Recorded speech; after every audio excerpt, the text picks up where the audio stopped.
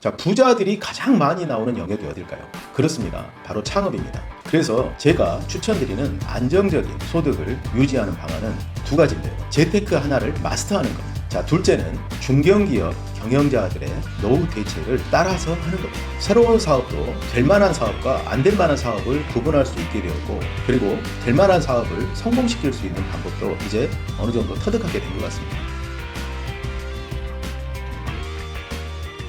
안녕하세요. 유니콘 빌더 장 대표입니다. 현대사회를 사는 사람들이 가장 두려워하는 것이 소득이 중단되는 것이 아닐까 생각됩니다. 소득이 중단되면 궁핍한 생활을 하게 되고 삶에 많은 문제들이 생기기 시작하죠. 또 돈을 많이 벌어서 쌓아놓은 자산이 있어도 소득이 중단되면 가지고 있는 자산을 팔아서 생활을 해 나가야 됩니다. 그러니 미래가 불안해질 수밖에 없죠. 그 자산으로 언제까지 살 수 있을지 정확히 알 수 없기 때문이죠.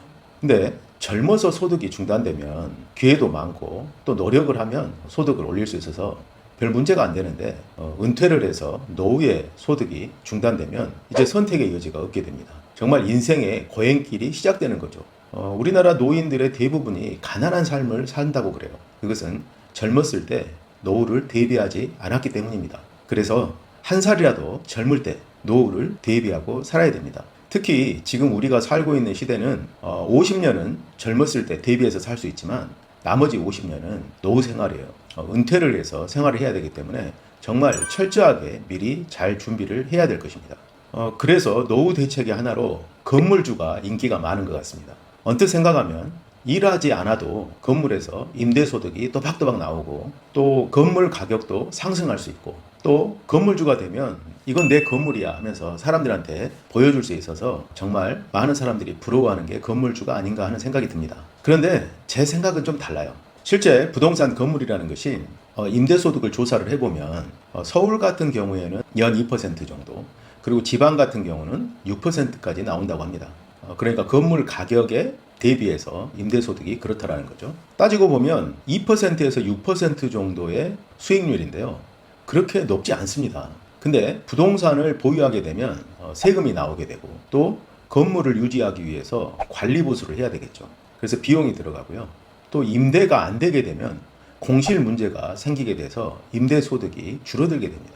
그래서 신경 쓸 일이 생각보다 많은 거죠. 그래서 임대소득에서 이런 각종 비용들을 빼면 실질 수익률은 더 떨어지게 될 것입니다. 그래서 제가 추천드리는 안정적인 소득을 유지하는 방안은 두 가지인데요. 자, 첫 번째가 이전에 다른 영상에서도 소개해 드린 바가 있는데요. 재테크 하나를 마스터하는 겁니다. 상장 주식이든 경매든 제가 하는 엔젤 투자든 한 영역을 정해서 3년 정도를 붙잡고 마스터하는 것이죠. 어떤 공부든 처음에는 어렵습니다. 그런데 한 3년 정도를 투자를 해서 마스터한다라는 결심을 하고 접근하면 마음 자세도 달라지고 최고 수준을 생각하기 때문에 공부하는 깊이도 달라지게 됩니다. 공부를 하면 할수록 실력은 쌓이게 되고요. 투자는 나이 들어서도 할 수 있는 것이죠. 주식 투자나 경매 투자, 나이 70, 80 돼서도 할 수 있는 일 아니겠습니까? 그래서 제가 노후 준비 수단으로 추천을 드리는 겁니다. 저는 그 중에서도 엔젤 투자가 앞으로 10년에서 20년은 가장 유망하다고 생각을 합니다. 왜냐하면 우리가 살고 있는 세대가 대변혁의 시기이기 때문이죠. 아이디어와 기술로 무장한 스타트업이 새로운 미래들을 창조해 나가고 있습니다. 그래서 그런 기업에 초기에 투자를 하게 되면 큰 수익을 얻을 수 있는 장점이 있겠죠. 그래서 제가 과거에 엔젤 투자 기초부터 실전까지를 마스터할 수 있는 영상을 찍었습니다. 그래서 그 영상이 장유빌 홈페이지에 올라와 있는데 정말 평생을 준비할 수 있는 어떤 재테크 수단 하나를 마스터하고 싶다면 엔젤 투자 영상을 한번 공부를 해보시기 바랍니다. 자, 둘째는 중견기업 경영자들의 노후 대책을 따라서 하는 겁니다.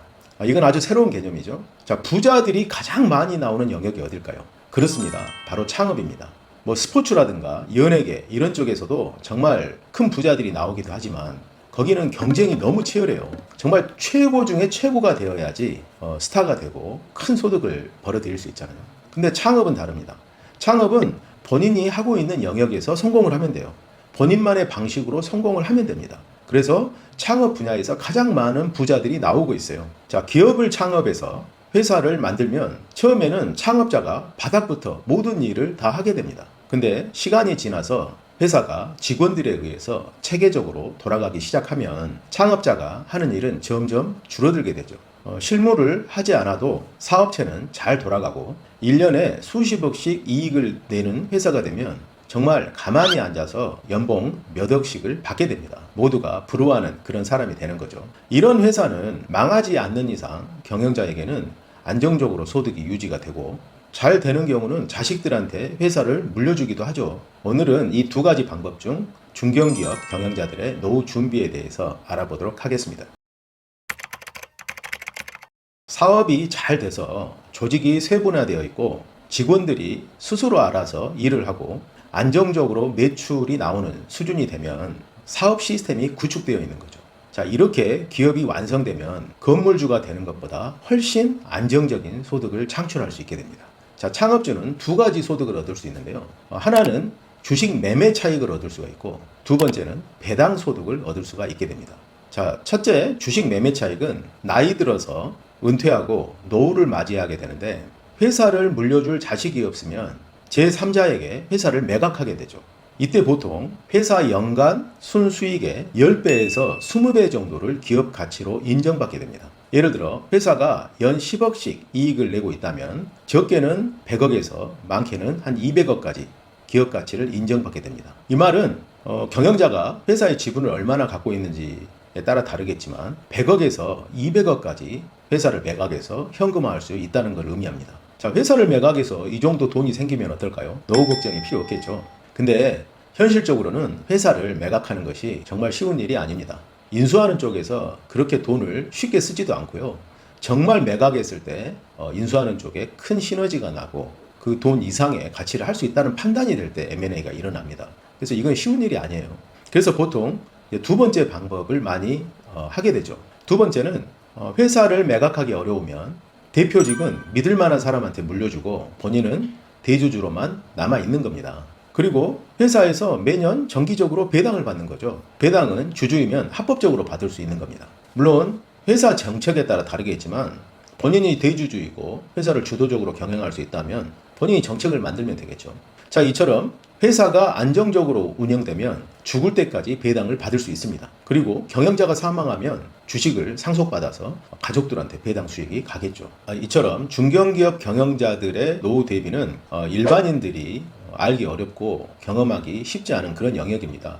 그래서 일반인들도 소득이 중단되는 것이 두려워서 지금 좀 투자를 해놓고 아주 높은 소득을 배당을 받기를 원해서 그런 투자처들을 많이 찾고 있죠. 그런데 문제는 이런 부분들을 노리고 많은 사기 사건들이 벌어지고 있다는 것입니다. 예를 들면 고소득을 보장하면서 어떤 직원으로 채용을 하거나 또는 투자를 하면 매월 고수익을 지급한다고 약속을 하거나 또 명의를 빌려주면 월 얼마씩 지급을 하겠다라고 또 약정을 하거나 뭐 이런 사건들이죠.